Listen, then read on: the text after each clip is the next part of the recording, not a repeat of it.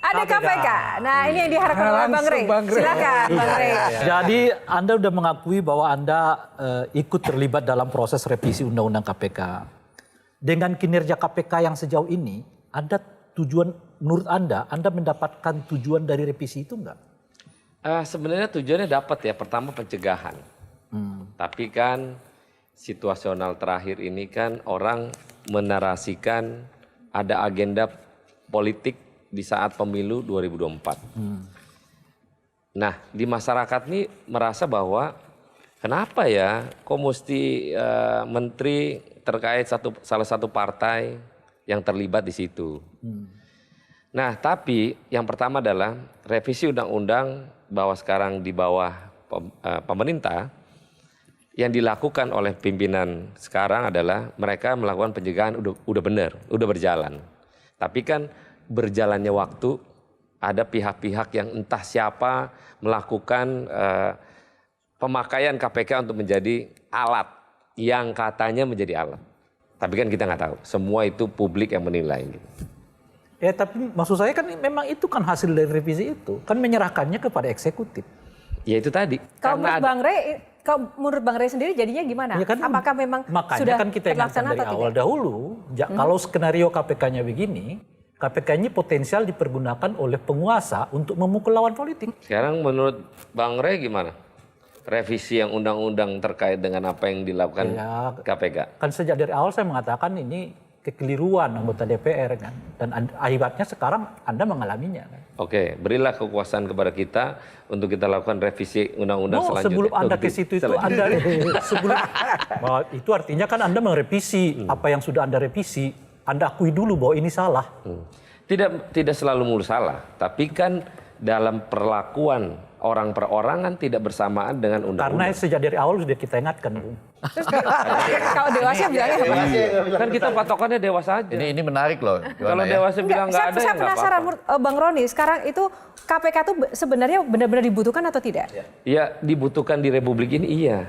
Nah, tapi kan harus pada kompromi bagaimana melakukan kinerjanya untuk Republik ini. Kalau menurut Anda lebih banyak faedah atau mudaratnya? Sekarang faedahnya belum ada ya. Faedahnya belum ada. Kalau faedahnya belum ada, kenapa dipertahankan? Bang Ege, silakan. Intan Kan kalau Bang Syaroni bilang faedahnya belum ada, kenapa dipertahankan sampai saat ini? Kalau mau kan kita bukan presiden ya. Kalau presidennya kita bilang bubarin aja sekarang.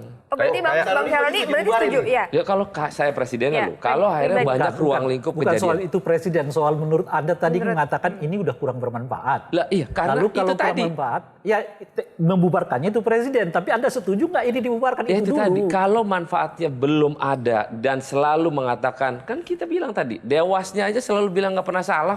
Nah, Oke, Dian. dengan segala konflik yang terjadi, kita belum lihat nih KPK ini datang ke Senayan ke Komisi Bang Syaroni dipanggil, belum ada nih. Oh, dipanggil bukan datang. Dipanggil dulu baru datang.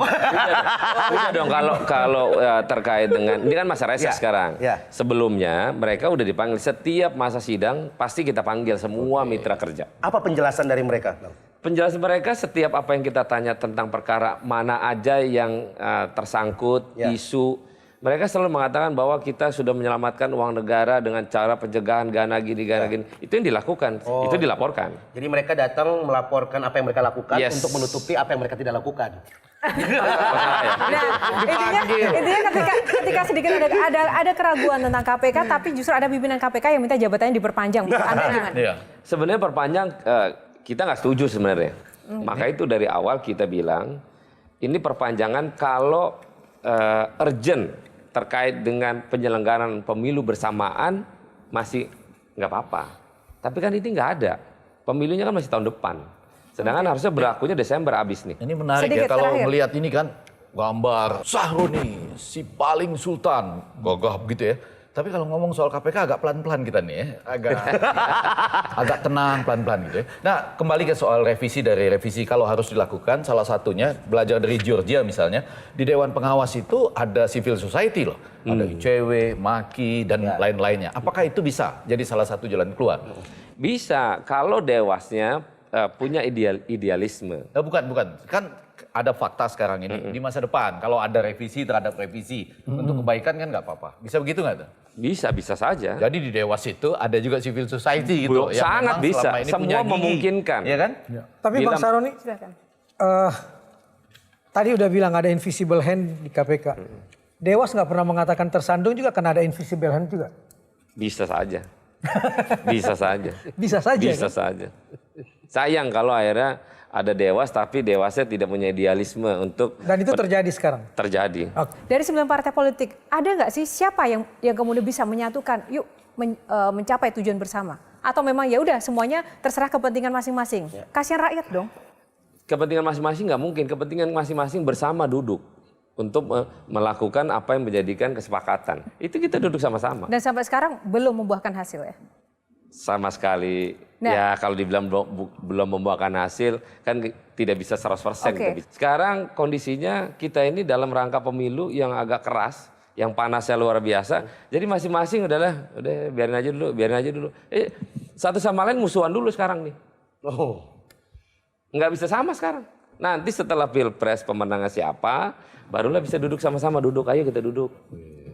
Berarti udah susah buat mewakili rakyat ya Bang, kalau untuk tahun-tahun politik kayak Ya gini. karena masing-masing Jadi rakyat partai ini intinya- mencari ruang rakyat untuk kepentingan partainya masing-masing.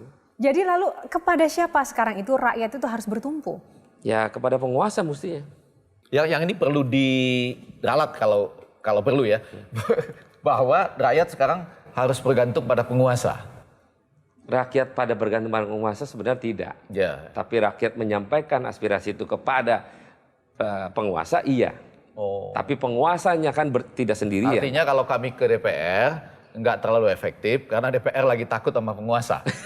Tidak takut juga. Enggak. Tapi Enggak, ini supaya clear loh ini. tingkat Tadi kan sudah diralat. koordinasi yang masih terputus saja. Oh, terputus. Hanya teknik. Ya. Oke, terima kasih untuk Jelajahi cara baru mendapatkan informasi. Download Metro TV Extend sekarang.